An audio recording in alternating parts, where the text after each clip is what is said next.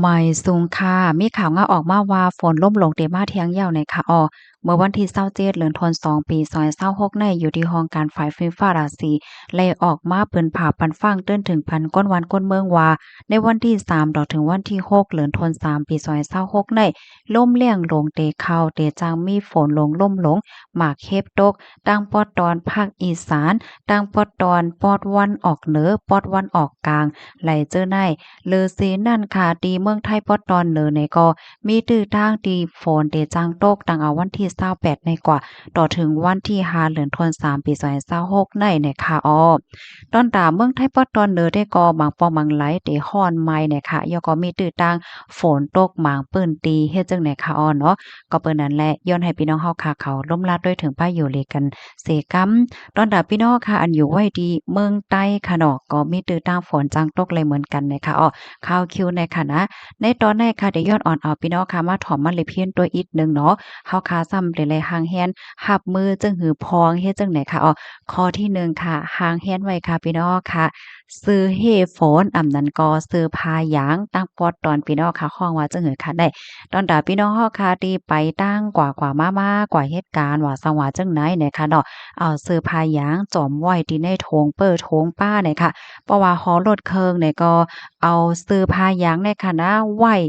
ไต่บ่อรถเครื่องว่าสังว่าจึงได้เลยค่ะเนาะเมื่อพ้องที่เฮาคากว่าใดกว่าเนยอยู่นั่นสังว่าฝนตกลงมาเนี่ยก็เตจางเอามาใจตื้อไหลกำเหลียวเนี่ยค่ะป้าจิ๋มลูกอ่อนพี่น้องเฮาค่ะนั่นค่ะเนาะห่างแฮนโตตันไว้ปันข้าวเกาหลีเนี่ยค่ะนะซื้อผ้ายางเนี่ย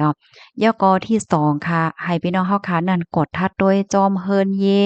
ว่าจ่องมันแก่นแข็งแรงกึ้มว่าได้เป็นหลังคาผักตูฮู้แรง แล้วก็เปิ้นตีอันมีหิมหอมเจิ้นนั่นมีอีหังพองเหมือนหนังต้นไม้ห้าป้ายจ่อหญ้าโฆษณาห้าเสาไฟห้าแหละจังไหนเพราะว่าฝนลงล่มลงมาแห้งไหนก็ว่ามันได้มาพาดแถวก็เต็งใส่เฮิรนมาป้อมังเลยเฮาคาหันตีในข่าวค่ะเนาะต้นไม้ล้มเต็งใส่เฮิรนว่าเฮิรนในก้อยลงก้อยเฮ็ดจังไหนก็มีค่ะนะกำในที่สามค่ะสังเจ้าหนังว่าหิมหอมเฮิรนเฮาค่ะนั่นมันมีต้นไม้ใหญ่ต้นไม้หลวงเพราะว่าเนี่ยจึงให้เฮาคาตัดปันกิ่งไม้ ตัดปันกิ่งไม้หนังหือมันเตหักล่มมาเต็งใส่เฮิรนเฮานั้นก็เต็งใส่สายไฟมันก็เต็งใส่โก้นเมื่อพ้องไปกว่าไปมาเนี่ยเจ้าเนี่ยเนาะกิ่งไม้เนี่ยก็อย่าไปไว้เมามางค่ะนะใกล้ๆเลยยินข่าวกิ่งไม้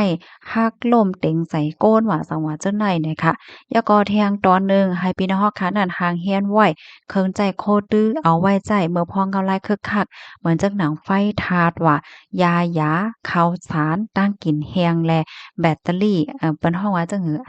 อันใส่แรงโฟนอันเทียมแรงโฟนปะว่าแป้งว่าซังว่าจั่งเนี่ยนะเพราะว่าพี่น้องเฮาค่ะมีไว้เนี่ยก็เทียมแรงโฟนเทียมแรงโฟนแหเทียมแรงไฟมันไว้เต็มๆค่ะเนาะเพราะว่าไฟฟ้าหมวดในเฮาค่ะเนี่ยก็จังเอาใจตื้อหลายให้แหน่ค่ะนะตอนตากข้าวใส่หม้อหอมเนี่ยก็มีไว้ค่ะมันนังไฟทาดว่าจั่งใดมันใจหลายเต้ค่ะนะบางป้อบางไหลเพราะว่าลมแรงลงเข้าแรงน่ะอาลาไหน เสาไฟล่มไฟหมวดในเฮาค่ะก็จังใจไล่แล้วก็ไฟขีดเห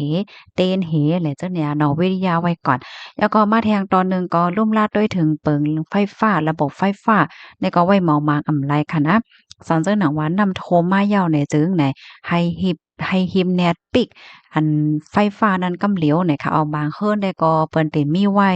เขาห้องว่าอีสังนั้นมันได้มีจื้อมันขนาดคัตเอาต์ในนั้นนะเพราะว่ามันช็อตตีหนึ่งเนี่ยมันได้ตัดไฟห้างก้อยก็เหลียวมันไหนเนาะ ก้อยน่ะว่าบางทีก็จ้องปามไปมีก็แลบติเป็นไรเนาะเพราะว่าไปมีโตอันตัดไฟได้อันนี้ก็หลีโกอีกหนึ่งเนี่ยค่ะเนาะก็ว่าไฟช็อตก็มันลามลงกว่าเฮ็ดจังได๋นั่นน่ะเนาะก็ให้ลุ่มลาดด้วยถึงบ้านในตอนไหนน่ะค่ะกำในเฮาค่ะมาด้วยแทงตอนหนึ่งเมื่อว่าฝนตกลงมายาวเฮาได้เลยเฮ็ดหือสังเจ้าหนังว่าเฮาค่ะอยู่ไว้ดีนอกเฮิรนไหนให้เฮาค่ะเข้าใจแล่นกว่าอยู่ไว้ดีในเฮิรนนั้นก็ได้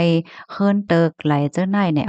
คัดใจเงิ่งอย่าไปกว่าอยู่ที่แปลนเปนั้นก็ที่ห้องว่าจ้านเนี่ยค่ะเนาะย้อนว่าโกฟ้าผ่าเนี่ยค่ะนะมันเหมือนเมื่อกูบอกก้นเฮาเนี่ยก็เด็กใกล้กว่าอยู่ที่จ้านกว่ามุงด้วยที่แผ่นเปแล้วก็ด้วยโฟนว่าสังว่าเจ้าไหนเนี่ยเนาะ เที่ยงข้อหนึ่งค่ะอย่าไปกว่าอยู่กลางป่างให้เงิ่งลงอยู่ใต้ต้นไม้ใต้ป้ายเจาะหญ้าโฆษณาเสาไฟฟ้าไหลเจ้าหน้ายใน อย่างไรวันนั้นเพราะว่าพี่น้องเฮาคายอยู่ปื้นตีอันว่ามาจังไหนๆมันจางมีตื้อตั้งยาฝ่ายผายาฝ่าผ่าป้าค่ะมาแทงตอนหนึ่งค่ะกึดลองใจตื้อเคิงใจไฟฟ้าเนี่ยค่ะอ้อว่าได้เป็นโฟนมือถือว่าทีวีว่าสังว่าจังไหนแน่เนาะเมื่อพ้องตีฝนลงตกลงมาฟ้าแสนฟ้าห้องแฮงหนานั่นแหละค่ะเที่ยงคอหนึ่งไหนก็ให้พี่น้องเฮาคาเงิ่งลองหอโหลดก้ากอดได้เม้อเหนอไหนเนาะ สอนเจ้าหนังว่าจังหืออะว่ามีไว้อยู่อะมีไว้อยู่เหนือเส้นตั้งในเนี่ยก็ไฮไลต์สติเสียวก็ขอลอยๆเปิดไฟตั้งหน้าบัดอีกหนึ่งเนี่ยค่ะว่าหนังคือเปิ้นได้ไลด้วยหันเฮาจังไหนนั่นขนาดเนาะอันนี้ก็เป็นเต้ขนาดเพราะว่าฝนตกในเฮาค่ะได้หันเลยว่ารถกล้าเปิ้นได้เปิดไฟตั้งหน้าจังไหนนะมาแทงตัวหนึ่งลอกไล่ลุ่มล่าด้วยถึงป้าอยู่เหลข้าวฝนค่ะลือเฮือปันให้เป้งป้อกินปันอาหาราตั้งกินดีมีพรหลีเนาะ คัดใจกินปันตั้งกินตั้งยามอันที่มีวิตามินซีค่ะเนาะกินปันหมักไหม้หมักจอกหมักมงหมักสว่าจังไหนหมักขามหลายจังไหนนะแทงตอนหนึ่งเนี่ยก็ลุ่มลาดด้วยถึงรองมดสายเนาะสารเจ้าหนังว่าย่ำฝนยาวในจึงให้คิมแนตอับน้ำเฮ็ดรองมดสายปันกำเหลียวค่ะเปิดตาแห่กลางหนังเฮอพี่น้องค่ะที่อำเป็นวัดแลที่อำเป็นป้าตั้งเป็นผิวหนังนั่นแหละค่ะอ้อแทงตอนหนึ่งก็อย่าไปกวาดเตาตีนน้ำอันมันค้างคำไว้ อันในลูกอ่อนในเกียกน่ะค่ะนะเพราะว่าฝนตกลงมายาวไหนนำมันสิเป็นอ้อลอกแลกมันได้ค้างไว้แม่นจ้ะกว่าเลนเนี่ยสามารถกว่าเลนไหนอำสังถกเตจางเตจับไหลเจอแมงเหยี่ยวหนูนะคะเอาตั้งเป็นเหยี่ยวหนูว่าหนังไหนค่ะนี่ก็เป็นป้อถอนต้นหนึงค่ะเนาะมาป่องแล้งมาสืบเป็นแพน่ะคือเฮาว่าพี่น้องเตจางไหลฟังไว้ค่ะเนาะวิทยาไว้ในหรือเสเพิ่นยาวไหนค่ะไก่เพก็ให้ไหลจางไว้เพไว้ก่อนไหนค่ะนะปื้นตีตีพี่น้องค่ะอยู่ค่ะลูกเป็นหือพองค่ะจ่องมีฝน จ่องฝนโตกค่ะห้ายอก็จ่องตื่นเต้นกะเฮ้อมื้อเหลียวก็ได้ฮอดถึงมาขิงข้าวฝนยาวในข้าวแทงอินทำแต่ละสติลองน้ำทมน้ำนองว่าเล่นก่นเล่นปังว่าจังเนี่ยเนาะก็อาจังเหือก็ลีค่ะนะเพราะว่าฝ่ายฟิล์มฟ้าราสีเขาเปิ้นมาเปิ้นผ่าปันฟังจังไหนได้สติวิทยาไว้ก่อนในลีเหลือเสเปิ้นยาวค่ะเนาะเพศสภาวะมื้อเหลียวก็มันแห้งน่ะเนาะพี่น้องเฮาค่ะออค่ะหมอยทรงค่ะ